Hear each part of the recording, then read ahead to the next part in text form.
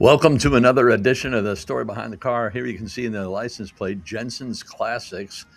So we're in Sioux City, Iowa, and this is at a car dealership. They've got three of these buildings. This is their building where they do any mechanical work that the vehicles need. This is an old Studebaker, and pretty interesting to see this old of a vehicle, front disc brakes, but very rare car. You see these once in a while at car shows, the Avante, and pretty unique and rare vehicles, but pretty wild.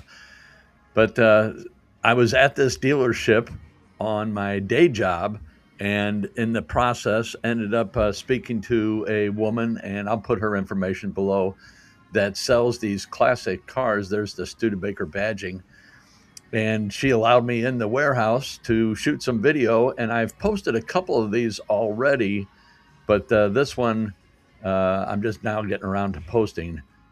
I'm not sure what year this Jaguar was, or is, I guess I should say. It looks like a mid 60s, late 60s.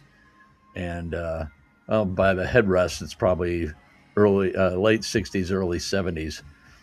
But just think about the mechanic that works on these vehicles. You go from working on a Studebaker to working on a Jaguar motor like this, and just a unique skill set it would take to keep all of these vehicles running and in proper running order, and get them ready to sell. So just a unique talent there, and great skill set to have.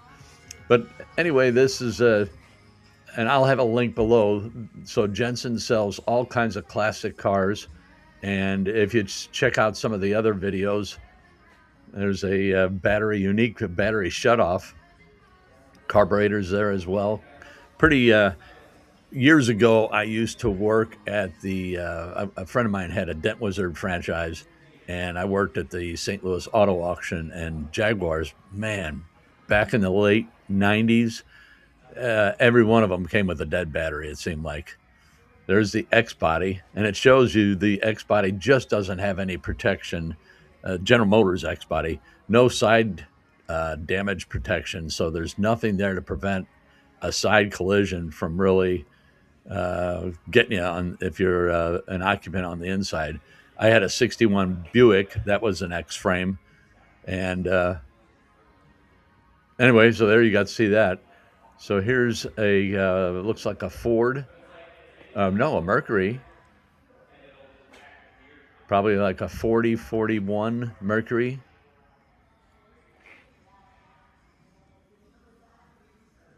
Always like the way those hoods open, that front latch. You just saw that right there. And it's got the flathead motor in it. Mercury had the most desirable motor over the Ford. Well, Lincoln, I guess you would say the Lincoln 12 cylinder would be the most desirable out of those, Lincoln, Ford, and Mercury.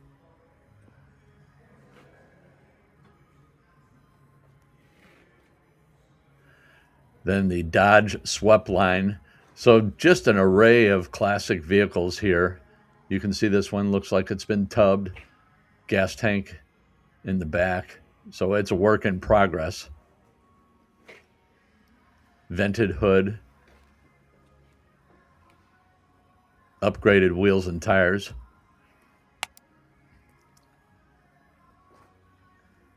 And another Studebaker. Interesting color combination. Not saying I'm a big fan of it, but interesting nonetheless. And last year I was at a car show up in Chicago, and there were plenty of Studebakers.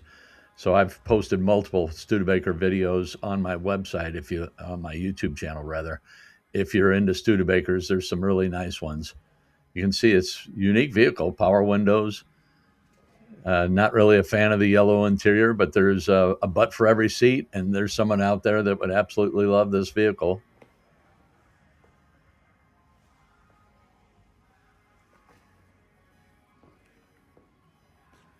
Just like I said, just an array of unique vehicles. And the Hudson, what a story, the Hudson Hornet. in the Hudson automotive manufacturing.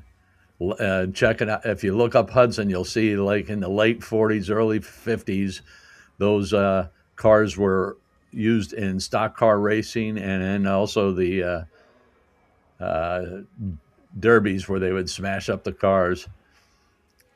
Here's looks like a custom paint job on a Chevy Biscayne, and definitely a custom interior. And I'll go around to the other side here in a second. Custom wheels and tires, and an upgraded motor. 454. Look at that single bull brake master cylinder. All that power, and you got a single bull. Boy, that may want to think about that one. So you got the third pedal to the left. So it is a manual transmission. Love the headliner and the seats. Very, very nice.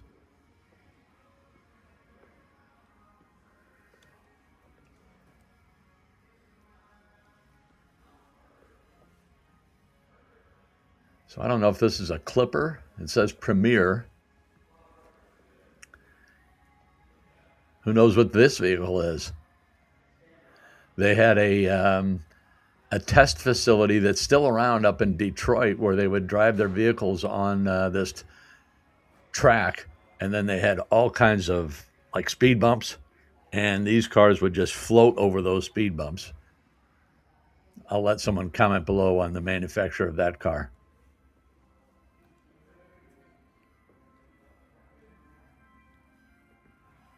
Old Ford pickup truck.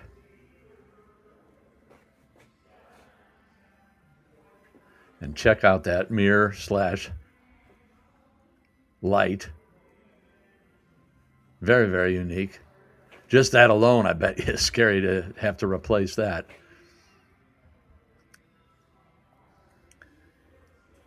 I was about to say this looks like a Lincoln, but judging by that motor, I'm wondering if it's I may stick with the Lincoln. I don't recall. It's been so long ago since I shot this vehicle.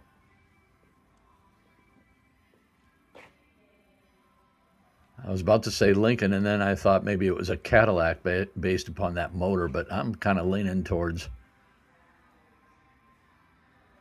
I'm going to say Cadillac. Yeah, Cadillac.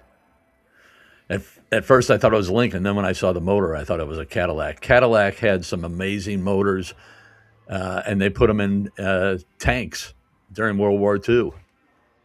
And that motor was a cast motor, and they would build the casting in sand, pour the metal into the sand, and then once it cooled, they would knock the sand off. But the problem was you'd have a lot of sand in your motor still after the fact. So some old stories about that. So this is a hardtop convertible Skyliner, and that deck lid would open reverse from what a normal deck lid would open, and then that top would fold up and go into the trunk, or the deck. The deck lid would open up, and the top would go in there. And if you go to a car show and see one, just talk to the owner. The amount of motors that roof has in order to go in. And then they also have a wash tub, literally a wash tub in the trunk. That was the only compartment that you could put things in. Big old Cadillac here. And I'll walk around that in a moment.